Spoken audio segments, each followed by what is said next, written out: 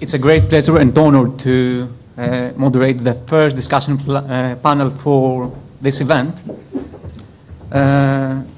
which is entitled Changing the Development Paradigm. I would like to invite to this panel Lord Smith, Professor McDonald, Felipe, and Kathleen Soriano, a UK-based independent curator as well as broadcaster. Thank you very much.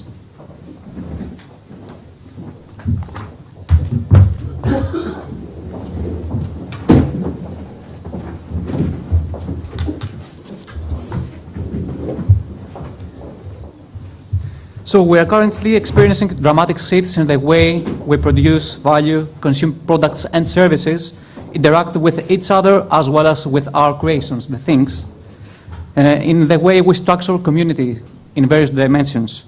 Undoubtedly, these signals of change are global and are evolving through a broad range of negotiations. So I would like you to kick off Noran's conversation about what are the main attributes and the main challenges of this paradigm. Lord Smith, I would ask you, reflecting on your policy-making experience, how do you understand this paradigm, what its major attributes? I think mainly to reprise what I said earlier, I think the key challenges are firstly getting a genuine understanding about the importance of the creative sector across the whole of government and society. It's something that you need to get that understanding if you're then going to get the steps that are needed subsequently. Then you need to look at the range of things like education, access to finance, access to accommodation, in order to help creative enterprises to get off the ground. You then need to look at what the global steps that are needed are. Protection of intellectual property is one of those. Help to export is another pretty key thing. I remember when I was Secretary of State, I went to China and was talking with the British ambassador, and at the time the competition was underway for the design for the new National Theatre of China in Beijing, which was going to be on Tiananmen Square. It was going to be a huge prestige project, and a number of international architectural firms had been competing for doing the design of this rather important project. One of those architectural firms was Michael Hopkins and Partners, a British architectural firm.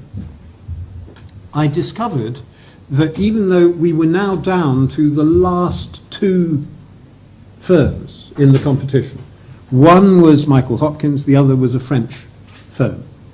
I discovered that even though they were down to the last two firms, the British ambassador didn't know that it was a British firm that was competing. There had been no discussion between the British government and the Chinese government about the competition. There'd been absolutely no help or assistance for Michael Hopkins and his firm from any part of the British Foreign Office or the Trade and Industry Department. Meanwhile, the French president had been on the phone to the Chinese Prime Minister at least 5 times in the previous 2 weeks to say how important it was that the French firm got the contract, and of course it was the French firm that got the contract. Wow. So making sure that when the opportunities to sell creativity around the world really come up, that everyone is on the ball and helping to make sure those opportunities are realized. That's another important part. You raised the issue of communication.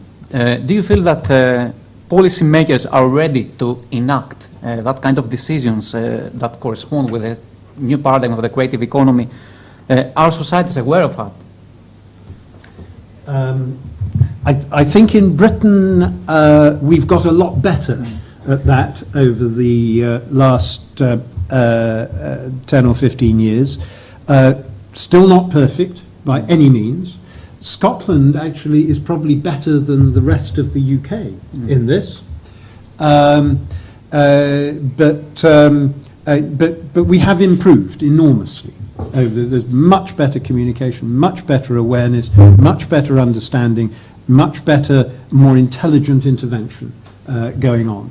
That isn't true of every government around the world, however. You could actually look at the Olympics, and when they came to Britain in 2012, there's a perception within the UK that one of the reasons why we were successful was because the cultural sector got together very effectively and argued that what we would be able to do culturally within the country would support the Olympics, and there's a very strong belief that that's what managed to secure it. So there you did have an example of the politicians and the sector being very joined up in their arguments. Thank you very much indeed about this input. Felipe, I would like your own interpretation. You have a very global approach to this creative economy paradigm. What do you think is the ceiling of this creative economy? Everyone is so much enthusiastic about the growth of the creative industries. What is going to happen when a natural ceiling is going to come up? Well, it's working, yeah. That's quite complicated to foresee. I mean, in economic terms, what we know now, I think is happening, is that in the creative economy, there's a lot of opportunities for jobs and for activities that are very hard to automate. While in most of the rest of the economy, what you are already seeing, and you are going to see more and more, is a lot of automation. So in that sense, maybe there's a ceiling in terms of the actual production that you can find in the creative economy, but there's a very high ceiling that is very difficult to foresee about the opportunities for people per se. I mean, you will see more and more raw material extraction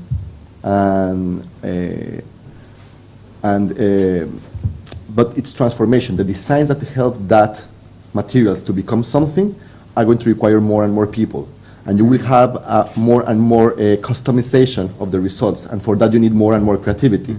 You will see more automation of agricultural production, but you will also see much and more creative ways to cook that production, and that will create more and more opportunities. It's an age of mass customization, if you like, and in that sense, maybe the limit is actually the amount of people that you can use, because increasingly we are going to become more and more personal in many things. I mean, additive printing, 3D printing, is going to create another major change and shift in the opportunities. And it's very difficult to foresee how you can stop, employing more and more people in the creative economy. It's going to be a challenge, however, because we still carry a heavy industrial mentality in the approach to the economy. And that means we tend to approach the economy as if it were physics.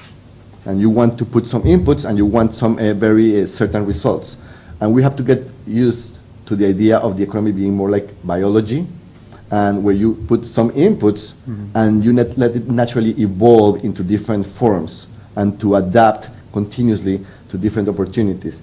So I won't speak about limits. I would speak about how to adapt more and more, and to devise systems that can grow organically around the opportunities and stop trying to control a system we can only or can barely understand.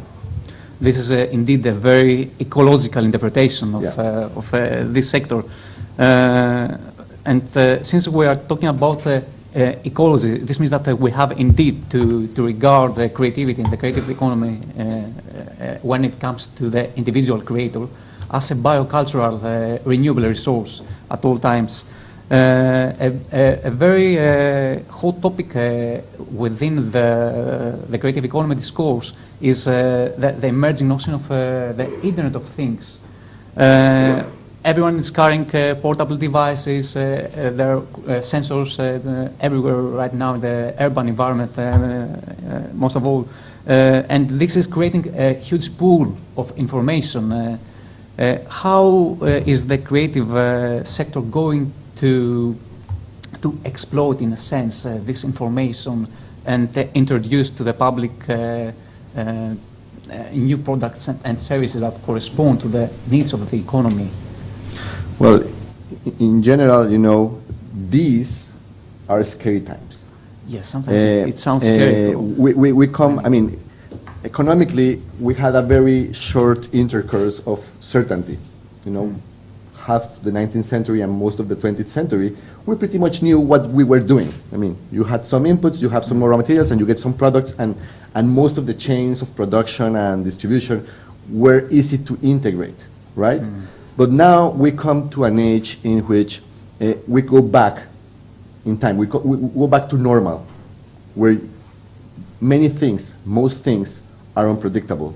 So the new generations will have to find those answers actually pretty much by the old trial and error, and that's why it's coming back, the whole idea, and it's the stream of battle of the new generation is do it, launch it, fix it, because there's nothing. You cannot really foresee what's going to work. That's why creativity is so important, and that's why you have to encourage from education people to learn to accept mistakes, because in my generation, the idea was to get yourself educated to be perfect, to avoid mistakes, to be certain of results and outcomes.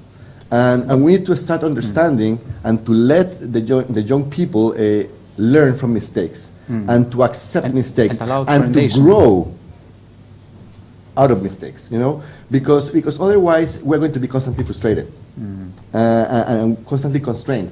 We need to liberate ourselves and to come to terms to our own humanity. Science and arts are totally irrelevant for survival, for the survival of the species. But that's what makes us humans. And we need to come to terms to our nature, to our ability to make mistakes and to grow as we understand better the world that surrounds us. And among other changes, this a new emerging paradigm implies changes in the way we produce and manufacture services and products. We have been aware of the terms consumption and co-creation. What is the role of the individual creator, which is the ultimate source of this new paradigm? What is his or her role in this economy? Do they have to adapt to it? To this new information, to this new technology? Constantly. It's we come from a very old way of production. Back in agricultural era, the main source of wealth was actually owning the land and owning people. Having the sweat of people was the main input into the land to make it wealthy, to become wealthy. Then you come to industrialization and capital. Owning machines, owning buildings was the key to wealth. But now we are in an age in which ideas are the key to wealth. And in that sense, what you need to do is to encourage the individual to rely more and more in individual inventiveness, the ability of the individual to adapt constantly to new challenges. And we are in a time in which we can put people at the center of the equation for the first time in real history, because now everybody can contribute something, one way or another. Whether you are the creator, or whether you are the curator of the creation by consuming it and demanding it through the different means that are available today. Kathleen, would you like? Yeah, please. Sorry, just to build on that. Absolutely right that ideas are where wealth comes from in this new world. The fact that that world is now digitally interconnected so fully is both a huge opportunity, but also presents a danger. The huge opportunity is that the smallest entrepreneur can reach the widest audience much more easily than anyone economically has been able to do in the past. But the danger comes that the value of the idea can be grabbed by all sorts of other people, and the person who has created it in the first place actually loses control of what happens to it and gets no economic recompense for having done the creativity in the first place. So we've got to find ways of seizing the opportunity and making it as global as possible, but also protecting the rights of the creator. And the individual creator. Yeah, I agree with a lot of what's been said, and certainly to my mind, content is definitely king. And in a way, I think there's a freedom when you're developing that content as a small business and a small enterprise that isn't there sometimes when you're developing that content within a large cultural organisation. And I speak from personal experience, having just stepped out of a large cultural organisation in the UK, where the content is appropriated by parts of an organisation that have to make money with that content. And when they have to make money with that content, that's where the value becomes associated. So the value becomes associated with the department that can raise money on the back of that idea, or the department that can bring more visitors through the press and promotion of that idea. So the preservation of the value of creativity and the value of those that make content within bigger organisations, I would argue, is much harder. So there are different sorts of dangers associated with that. And just picking up on something that Felipe was saying about the future being scary, I actually think it's really exciting. And one of the reasons why I stepped out after 30 years in big cultural institutions is because the world is changing so much. And as a 50-year-old woman, I don't really understand the way it's changing. But I have a 16-year-old daughter who inspires me through her use of technology, the way in which she speaks to other people, the way in which they are making things happen. And I think this linear view that we have of history and our development, but also our confidence in evolution along that linear route, really needs to be overturned, because we have this quiet confidence that we will get better and better. Our models will get more and more refined. And actually, I think we might be at a point where we need to throw those models out completely and start all over again. Can I just pick up on the scariness thing? I think the Internet of Things and this whole trend towards presumption can be scary, I think. But I think what's interesting, if you actually watch what's happening at a kind of micro level in the creative industry, is that there are lots of opportunities and lots of really interesting things happening. Just to give you one anecdotal example, just near me is a Fab Lab. It's actually called a Mac Lab because it's got a kilt around it to make it Scottish. But it's one of the biggest Fab Labs in Europe. And what's really interesting, apart from the growth of 3D printers and what's happening with that, is that this particular Fab Lab, this Mac Lab, despite the downturn in the economy round about it in Glasgow, has grown and has moved to new premises and bought other new premises in the city, and its membership has grown exponentially, and artists are using it. But what's also interesting is it started to buy in old-fashioned, like 19th century industrial equipment, because people are returning to fabricating things and making things, designers, architects, artists, and so on. And coming together, the other thing that's happening is very, very interesting, is how they're making up new collaborations and new partnerships. And really there's a whole kind of hidden innovation there that's happening that we really should tap into to find out much more about. Kathleen, would you like to give us an industrial perspective of how do the big cultural institutions shape this paradigm, and or are they mere spectators in this change? Do they indeed shape? I think they're so large now, particularly in a city like London, that they're very much an important part of the ecology within the sort of food chain of the arts and cultural offer in a city. And the fact that, you know, we have a mayor that has an arts department that focuses very much on drawing attention to the cultural offer that we have in that city and actually fosters it, so it's promoting festivals in order to attract other communities and other cultures from different parts of the world to bring their money to the city. The fact that that's all happening and that there already is, thanks to the work that Chris and the government did at the time, a real understanding of the value in culture, suggests that they are important monolithic institutions that need to remain and are doing a very good job, but they are part of a very sophisticated, complex ecology, and every different element of that ecology has to exist. And part of that means having the studios in the East End of London, which maybe now is slightly more expensive than it used to be, but that fosters that genuine early creativity that allows the spaces for the artist and to still have that intellectual creativity happening within the city itself. And why eventually should the big institutions evolve, and what can they do in terms of this adoption, this evolution? Well, I think the large institutions are evolving, but they've evolved much more in tune with the market. They've evolved much more in tune with providing material for audiences to enjoy and to spend their money. Should they keep their market orientation, or should they embrace more social values than? I think actually, I'm going to be rather cynical. I think they embrace more financial. That's where the appetite lies. And in theory, it's about doing more and bringing more interesting things to a country or to the city.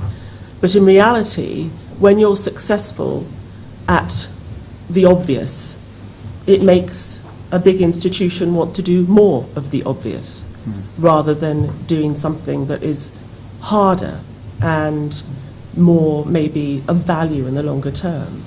And the larger institutions will argue that they do this through a stranding in their programme. I mean, at the Royal Academy, for example, we have the first art school in the United Kingdom, and the money that's made from the annual summer exhibition, where all the works are for sale, is invested back into the schools so that it's a free 3-year postgraduate course for those artists. So each of these big organisations will have their roots for fostering future development and investment into the sector, but their goals are skewed, I would argue, towards the big bucks. Thank you very much. Eventually, do you think, Professor Stewart, that the very definition of development is evolving? Is it changing the definition itself of what is development and what is growth in this very era of the creative economy? Yeah, I think that's a very apt question about what is growth, especially when you put it into the context of ecological sustainability, for example. But it's very pertinent in terms of the creative industries, which Chris has pointed out is made up of micro-businesses or businesses which are the very small end of the small to medium enterprises paradigm. Governments and economies are always asking people to grow, but what does that actually mean in terms of development models for the creative industries? And I think lots of creative industries, the very small 1, 2, 3, 4, 5, 6 person based businesses don't necessarily want to grow in the conventional business sense. They don't want to become big corporate companies, for example, but they do need to attract more investment, to attract more, to increase their turnover, or do all sorts of other things. And I think some of the interesting ways that they do it are by forming cooperatives or forming short-term relationships with other companies to take on particular projects, which they might not have been able to do if they remained the same size or not changed in structure, if you like. Also, the challenge for creative industries is that if you're a small micro business, you lack the kind of depth in skills necessarily to take on some kinds of projects. You might need skills in advertising or in urban planning or all sorts of other skills. So how do you pull in those skills in a kind of workable, manageable model to take on the kind of projects that are going to take you forward as an entity, not necessarily so you can grow and become a corporate, but so you can do more interesting, rewarding projects of the kind that you want to do that are going to make you happy and sustain your business. In order to conclude this panel due to limit of time, I would like to ask you what is your opinion about how can a small country like Greece, with rich heritage though, and with rich cultural resources, how can get on board the train of the creative paradigm? What are the major challenges both for the nation itself and the individual creators that are representing the new generation of creatives? Building really on what Chris had given us as guidelines earlier, and accepting the fact that the larger cultural institutions also have a very important role to play in moving it forward, because they have a voice, a strong voice, independently. I think one of the most important things is once you've scoped and scanned what you have here culturally and what you want to promote and sell, is actually then having the generosity of spirit to work together across the sectors as well. And it's not just one sector trying to outdo another, and not just one institution trying to outdo another, but that everybody works together towards maybe not a single goal, but a group of shared goals for the greater whole. That's what I would argue. To raise the creative economy in a collective level, then. Yes. I would say there that the key word I learned from my time in London is co-opetition. Co-opetition, yeah. To cooperate, to grow the pie, and then to compete to get larger slices, you know. And that applies in that sense. I mean, in order to get a healthy creative economy, you need to develop certain infrastructure, you need to improve your education, you need a new way of thinking about government and about how to take risks collectively. And that means actually working together to improve the conditions to grow the creative economy. And then you can compete and get your share, a larger share, and for more people. I certainly agree with that. One of the things that is really difficult for a small startup creative business is how do you get known? How do you make sure that people out there come to you to get their design work done, to get the ideas that you're able to put into it taken up and developed into something. Sometimes some people hit lucky. They become a viral sensation and everyone hears about them, and suddenly they find that from being a business with 2 pennies to its name, suddenly everyone wants to get in touch with them. That's the exception. How, as a small startup business, do you get yourself out? How do you build a set of clients who want to buy your services? Helping businesses to make those links, to have the business sense that they need in order. They've got bags of creativity, but it's how do they turn that creativity into being a successful business?